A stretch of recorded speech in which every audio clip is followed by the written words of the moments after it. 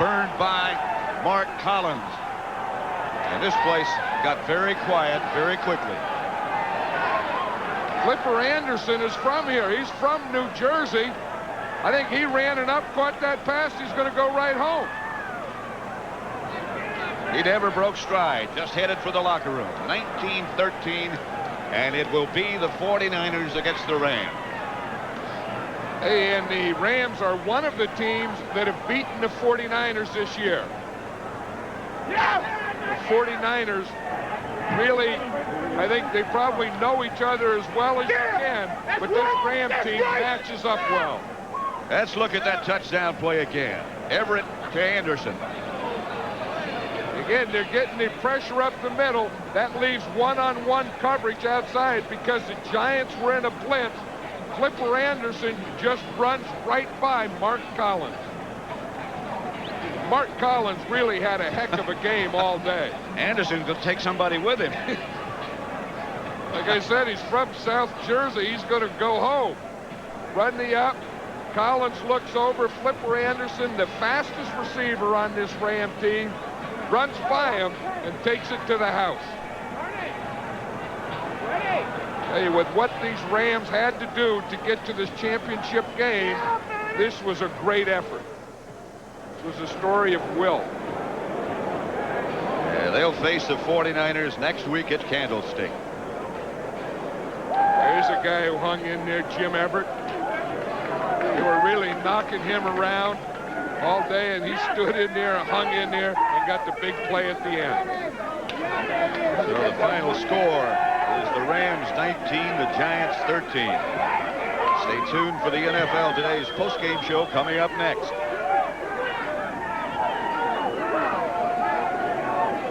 You've been watching CBS Sports coverage of the National Football League.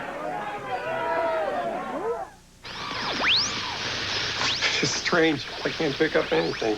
Still, huh?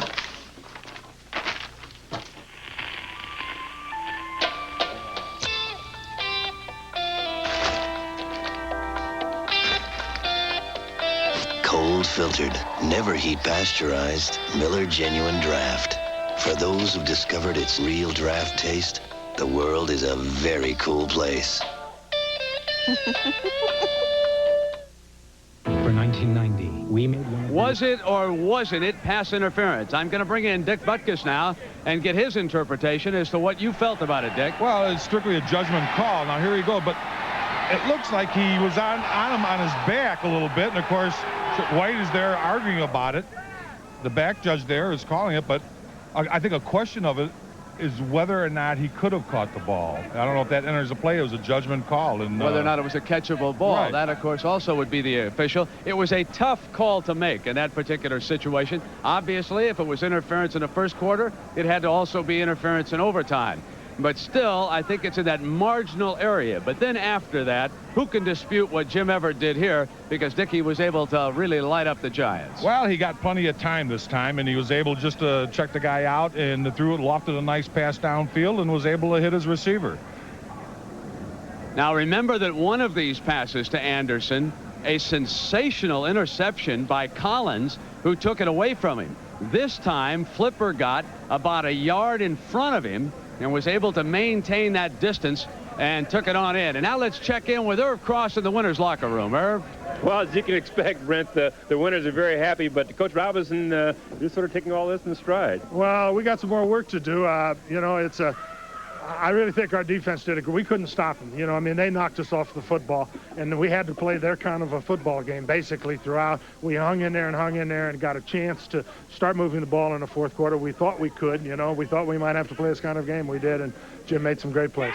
Well, we'll talk to Jim in a second, Coach. But, you know, in the first half, it looked as though that Giant defense is playing, again, their typical style of football, and you had to do something about Lawrence Taylor. In the second half, it seemed like you solved part of that problem. Yeah, Irv Fanke did a great job against him. You know, he got 2 sacks, but that means 30 times times or 40 times Irv Pankey got him, you know. So Lawrence Taylor's one of the great players, and a lot of credit has to go to Irv Pankey. But we hung in there. I think our defense hung in all day. I think they were on the ropes the whole damn time.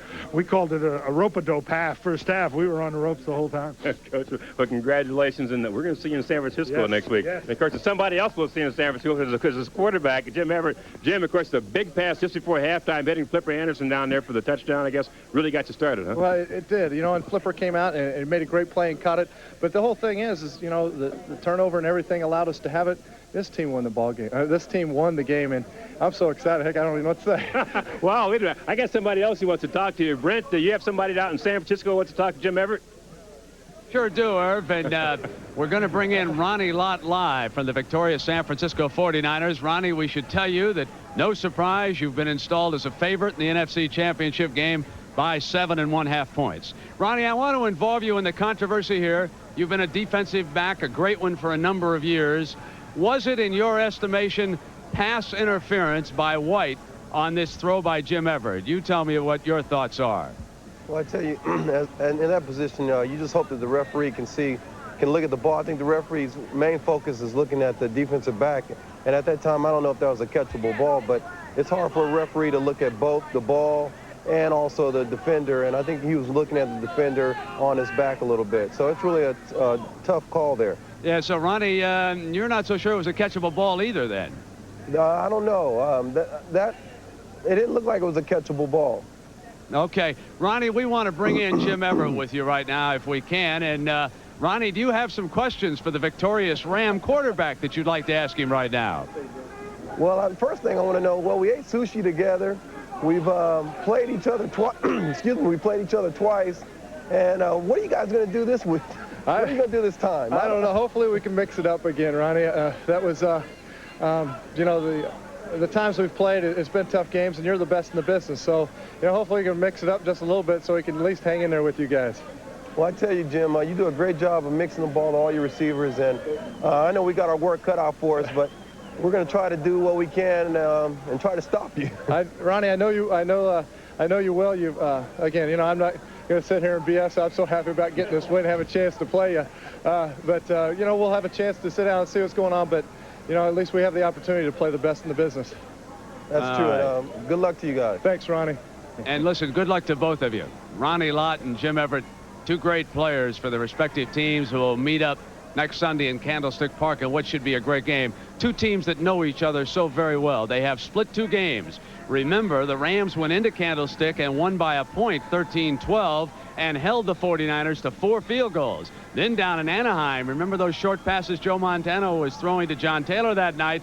And, of course, the 49ers came away with a big come-from-behind win in that one. We'll continue with the post-game show for the Meadowlands on CBS in just a moment.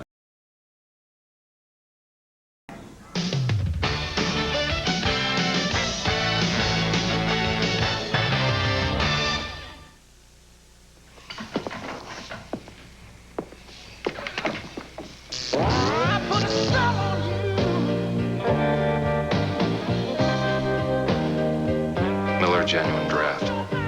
I was hoping you'd say that. Cold filtered, never heat pasteurized. Miller Genuine Draft. For those who've discovered its real draft taste, the world is a very cool place.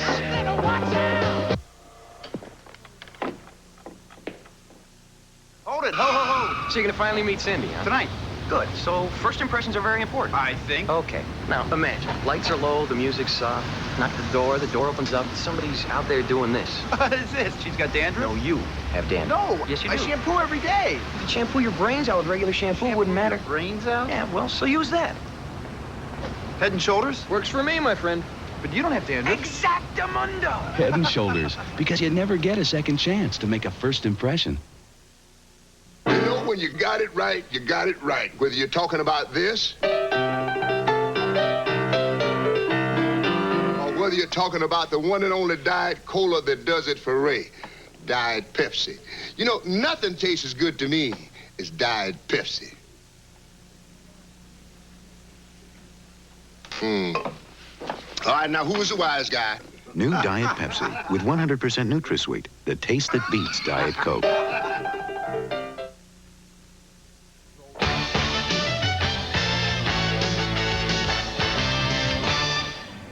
In overtime, it's the Rams, and coming up as soon as we conclude our post-game show, college basketball on CBS, UCLA, and Louisville. Well, Flipper Anderson becomes the receiver of the moment right now.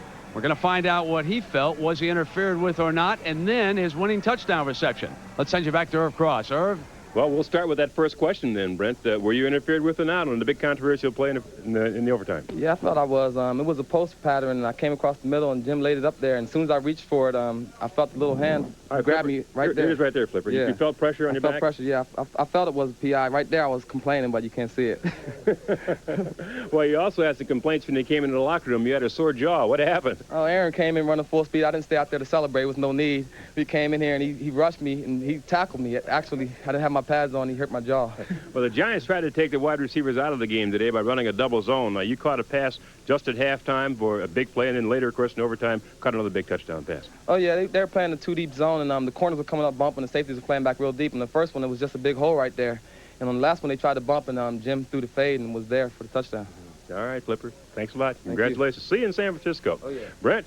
All right, Irv, I want to update one story that when the New York Giant assistant coaches came downstairs in the elevator and got in front of the officials' locker room, they were berating the officials over the call. Now, Bill Parcells obviously was angry on the sideline after he heard from upstairs. Let's go back inside to Will McDonough to hear from the Giant coach. Will? Bill, did you have the opportunity to see the play, and what did you think of the call? Well, you know, this game is one that's decided sometimes by things like that, and I'm just proud of my guys. They played their hearts out. They gave me everything I asked for all year, and I'm very sorry that we had to lose this way, but we did, and I wish the Rams well, and I hope they can take it from here. Yeah. John Robinson said that it was the kind of game where you guys seemed to be playing Giants football, but then at the end it just got away from you with one play. Well, you know, I think it's more than one play, but like I said, I'm proud of the way our guys played. They played hard, and it's just tough right now, Will. Well, Bill, thanks very much. I know it's a tough time for you. Brent, let's go back to you. Yeah, Will, exactly. Such a tough time. It is so emotional. I know John Madden has described that feeling during a game that someone just pulls the plug on you when you lose in overtime, and especially if you lose in a controversial way that the Giants did here. But the Los Angeles Rams move on to the NFC Championship, and we'll move on and come back in just a moment.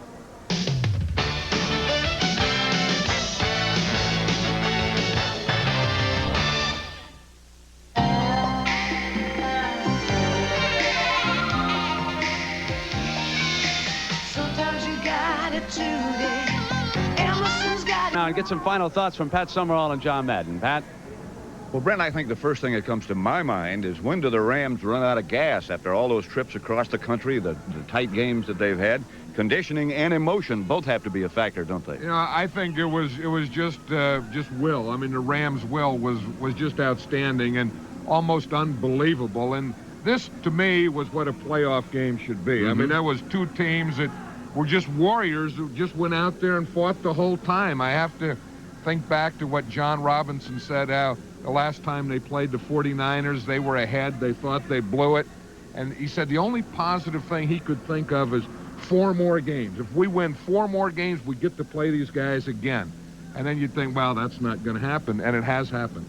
And you look at them, we watched them last week against the Eagles. We watched them again today. There were a couple of guys that got nicks, but nobody got seriously injured. They didn't appear to lose anybody that couldn't play next week. Yeah, that was the amazing thing. In fact, we were talking to Jim Everett, and he said that they were tired, but they were really tired last Wednesday and Thursday. They didn't have very good practices. And then he said on Friday they felt a little better. Then they came out here and practiced on Saturday, and they looked like a very, very fresh team. John, what are your thoughts about the Pittsburgh-Denver game upcoming? Well, I don't know about that. I think we saw Denver. I would have to think that they're the class of the AFC. Okay, thank you. It's been a pleasure. Now let's go back to Brent. All right, Pat, thank you very much. And indeed, the Los Angeles Rams did accomplish something. The first team in the history of the National Football League ever to come from the Pacific time zone to the Eastern and win 3 consecutive football games. And now they're headed for the NFC Championship in San Francisco. And we head for a commercial, and we'll be right back to the Meadowlands in just a moment.